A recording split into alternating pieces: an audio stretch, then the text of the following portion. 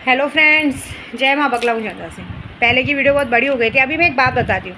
मेरी चुप्पी का बहुत लोगों ने बहुत फ़ायदा उठाया। कुछ कुत्तों को बोलूँगी गोराई में कि चूतिए लोग, तुम्हारे खुद के काम धंधे का पता नहीं है। हाँ, तुम लोग दूसरों को काम धंधा दिलाने की बात करते हो, मादरचोद लोग। हाँ, भोड़वे भोसड़ी के खुद की औरतों को बर्तन मांजने भेजते हो, दूसरों की औरतों के साथ रिलेशन रखने वाले हरामजादे। हाँ, भोसड़ी वाले, दूसरों के घर में झांकने वाले कि कौन किसको कैसे चोद रहा है, वो काम करने वाले, दूसरों को काम दिलाते हो बदली का। भोसड़ी वाले मादरचोद, तुम लोगों को पता भी कि क्या करेंगे। यहाँ तो कुछ नीच औरतों की वजह से ना ये सारा कुछ बिगड़ा है। पता है, मुझे बच्चों से या किसी से कभी कोई नफरत नहीं है, लेकिन जिस इंसान की वजह से, चाहे बच्चा हो, चाहे बड़ा हो, चाहे बुजुर्ग हो, जिस इंसान की वजह से हमारे परिवार को और हमारे लोगों को तकलीफ़ मिले, गधा मजदूरी करना पड़े, वैसे इंसानों का मर जाना अच्छा है। लेकिन तो भी कैसा है ना, मैं तुम्हारे जैसी बुरी नहीं हूँ। तुमने मेरा बच्चा मार दिया, मैं किसी का बच्चा नहीं मार सकती, लेकिन इतना ज़रूर करूँगी कि जिस बच्चे का, कहते तुम लोग कैसा 10 गांव जाके नाजायज़ बच्चे पैदा करके लाओ, 10 जगह मुंह मार के नाजायज़ बच्चे पैदा करो, और तुम्हारा पति तो है उसका सब बोझ उठाने के लिए, ठीक है ना। तो तुम लोग जैसी औरतों का क्या है कि तुम लोग में सेल्फ रिस्पेक्ट नाम की चीज़ नहीं। आज की तारीख में हर औरत सेल्फ डिफेंस है। तुमको बच्चा पैदा करने का शौक़ है तो खुद कमाने का भी शौक़ रखो ना। एक आदमी को पूरी ज़िंदगी स्ट्रगल करके ऊपर आने में कितना टाइम लगता है, लेकिन ऐसी कुछ मनहूस और नीच औरतों की वजह से एक इंसान ऊपर टॉप लेवल तक पहुंच के नीचे गिरता है, सिर्फ तुम लोगों के चक्कर में। तुम लोग क्या करते हो, कान भरना, ये करना, क्योंकि तुम लोग ने ज़िंदगी में कभी खुशी नहीं पाई है तो दूसरों को भी खुश नहीं देख सकते। और तुम लोग ये भूल जाते हो कि हम लोग जिसके नाद में लग रहे हैं वो हमारी गांड मार देगी। मैं सच बोल रही हूँ, माया मैडम के लिए बोल रही हूँ। माया मैडम के लिए तो मैंने ऐसा काम किया है ना, जितना मैंने कुमाता के लिए नहीं किया था उससे डबल काम तेरे लिए किया। तेरे लिए तो मौन व्रत रखा था। तेरे लिए ज़िंदगी भर में पहली बार मैंने अपने बच्चों से बात नहीं की, यूट्यूब पे वीडियो नहीं बनाया। नहीं तो हमेशा यूट्यूब पे वीडियो बनता था, यूट्यूब पे वीडियो नहीं बनाया।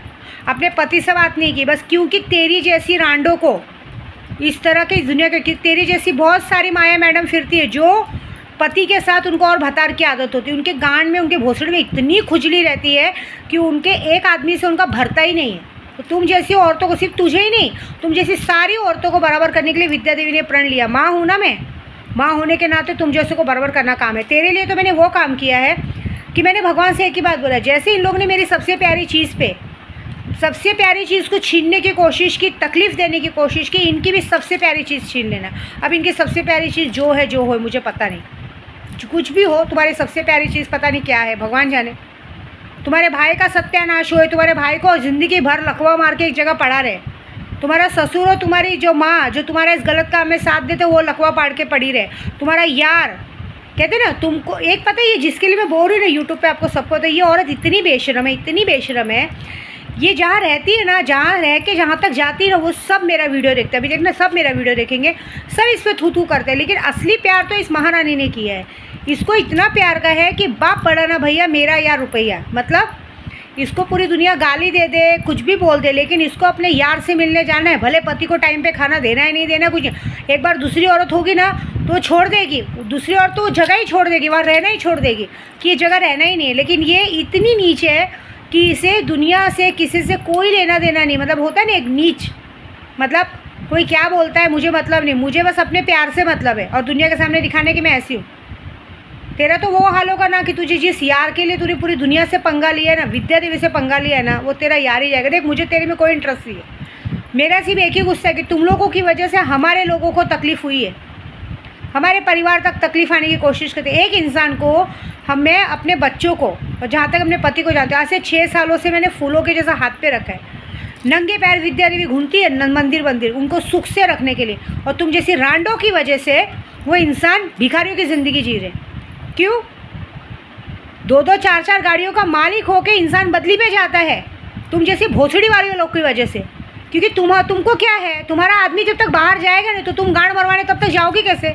तुमको तो सिर्फ सीधा बन के अपना उल्लू सीधा करना। एक बात याद रखना, जो औरत बहुत ज़्यादा सीधी बनती है ना, उस जैसी नीच औरत कोई नहीं होती। एक बात याद रखना। मेरे मन में, मेरे अंदर बहुत गुस्सा है। मैंने 6-7 दिन बहुत कंट्रोल किया है। मैंने कंट्रोल इसलिए किया है कि तुम जैसों की ना बैंड बजानी है परसों मौनी अमावस्या के दिन, जो होगा बहुत बड़ा होगा। तबीयत तो ख़राब है, सबके साथ होगा। एक एक कोकण वाली रांड, तुम लोग कोकण का नाम ही ख़राब करके रखे हो। खुद के पति को छोड़ के बाहर 10 झांटों के साथ घूमना, हाँ, खुद की औलादों को पैदा करके ये नहीं सिखाना कि बेटा बड़ा होके कहीं अच्छा कुछ पदवी पे जाओ, उसको बैठ के दूसरे बड़े घर की लड़कियों के पीछे भेजना है ना, और ड्राइवरों के साथ रिश्ता रखना, ये सब काम है सबका। अरे थोड़ी शर्म आती है? अरे हम लोग की जवान जवान बेटियां हैं, हम लोग को ये सब शोभा नहीं देता है। हमारा वक्त निकल गया, हमें प्यार करना है सिर्फ अपने पति से करना है। बाकी अगर हम बाहर ऐसा मुंह मारेंगे, कल कभी किसी ने मुंह खोल के बोल दिया अरे तेरी मम्मी उसके साथ देख रही थी यार, तेरी मम्मी उसके साथ ऐसा कर रही थी, क्या बीतेगी बच्चों पे? तुमको पता है ऐसे चक्कर में कितने बच्चों ने आत्महत्या कर ली है? कितने बच्चों को अपने माँ बाप के बारे में जब पता चलता है ना, उस जिल्लत की वजह से उन्होंने आत्महत्या कर ली है। लेकिन तुम जैसी रांडों को क्या मतलब है? तुम्हारे भोसड़ी की खुजली तो जानी चाहिए। तुम्हारे भोसड़े में इतनी खुजली होती है कि तुमको बच्चे भी तुम लोगों ने उसी लिए पैदा करते हो। तुम्हारा क्या भरोसा, तुम कल अपनी लड़कियों को भी धंधे पे लगा दो। तुम जैसी औरतों को कोई भरोसा नहीं है। तुम लोग का बस चले तो और लड़कियों को भी धंधे पे लगा दो, ऐसी है। आज की तारीख में मैंने सब औरतों को देखा है कि जैसी उनकी बेटियां जवान होती तब उनके अंदर जवानी आती है। एक बात याद रखना, 35-40 साल की, तब मैं आज खुद 43 की हूँ, 35-40 साल तक की उम्र हमारी कहते हैं ना गृहस्थ जीवन के लिए रहती है। 40 साल के बाद हमारा जीवन भगवान के लिए रहना चाहिए। ऐसा नहीं बोलेंगे कि गृहस्थ जीवन मत जियो, लेकिन उसके लिए पूरी तरह से पतिव्रता होकर अपने पति के लिए रहना चाहिए। पति कैसा भी हो, नालायक हो, कुछ भी हो, क्योंकि हम उससे हमारा फ्यूचर है। हमारी बेटियों की शादी होगी, हमारा एक परिवार बढ़ता है, बेटियों की शादी होगी, बेटियों के पति आएंगे, बेटियों के बच्चे होंगे। कल ये बोलेंगे, कल पता चला अब दामाद उठ के ये बोलेगा तू रहने दे, ज़्यादा बात मत कर, तेरी माँ कितनों के साथ सो के आई हमको पता है। देखो रील्स, देखो रील्स में डायरेक्टली लड़की की माँ को गाली दिया देता है, ओ सासू भाई तुमने अपनी लड़की को भी अपने जैसे रांड बना दिया। सोचो, ऐसे नहीं करना है हमें। अपना तो ख़राब हुआ है, अपनी जनरेशन को तो ख़राब मत करो। लेकिन मैं किस औरतों के लिए बोल रही हूँ जिनको तो लड़कियाँ ही नहीं है, जिनको तो लड़कियाँ ही नहीं है, जो एक आध बच्चे भी उन्होंने पैदा किया, वो भी बेगानी शादी में अब्दुल्ला दीवाना। तो कोई बात नहीं, तुम्हारे साथ जो होगा ना बहुत बड़ा होगा, क्योंकि तुम लोगों की वजह से मेरे परिवार को, मेरे लोगों को बहुत तकलीफ़ हुई है। तुम लोगों को एक आदत है, जब तक इंसान परेशान था, जब इंसान जेल में रहता है या उन लोग पे केस वेस रहता है, तब तुम लोग ये सोचते हो कि मर जाए, है ना। कोरोना के बीमारी का नाम आके अगर वो इंसान हॉस्पिटल में रहता तब तक तुम सोचते हो मर जाओ। मैं माँ बाप की भी बात कर रही हूँ। लेकिन जैसे ही वो बेटा एक अच्छी ज़िंदगी जी रहा है, अच्छे से रह रहा है, लेकिन वो ज़िंदगी में तुमको सिर्फ पैसा चाहिए। आखिरकार अगर वो इंसान अच्छे से कहीं यात्रा पे जा रहा है, कहीं कुछ कर रहा है, कमा रहा है, खा रहा है, 2 पैसा कर रहा है, तुमको किस खुशी थोड़ी देखी जाती है, तुम लोगों को परेशानी देखी जाती है। तुम लोग को ये खुश थोड़ी चाहिए कि वो इंसान थार्ड बाट से गाड़ी में ड्राइवर के साथ घूमे, नहीं। तुम लोगों को ये खुशी चाहिए कि वो नौकरों के जैसा एक गाड़ी में बैठे और जिसको लोग सलामी देते हैं उसको एक आदमी बोले कि गाड़ी में बैठ और बाजू की टेबल पे जाके खाना खा, ये चाहिए ना। तो एक बात याद रखना, विद्या देवी कामाख्या में बैठी अभी पूजा करके आई। जिस तरह से तुम लोगों ने मेरी सबसे प्यारी चीज़ को तकलीफ़ दी है, ये वादा है मेरा कि तुम लोग ने जिस औलाद का सहारा लेके लोगों को तकलीफ़ दी है, वो औलाद तेरी कभी नहीं होगी। देख लेना, वो औलाद बड़ी होके तुझे थूक कर तेरे मुंह पे चली जाएगी, औलाद तेरी कभी नहीं होगी। ये याद रखना, ये श्राप है मेरा।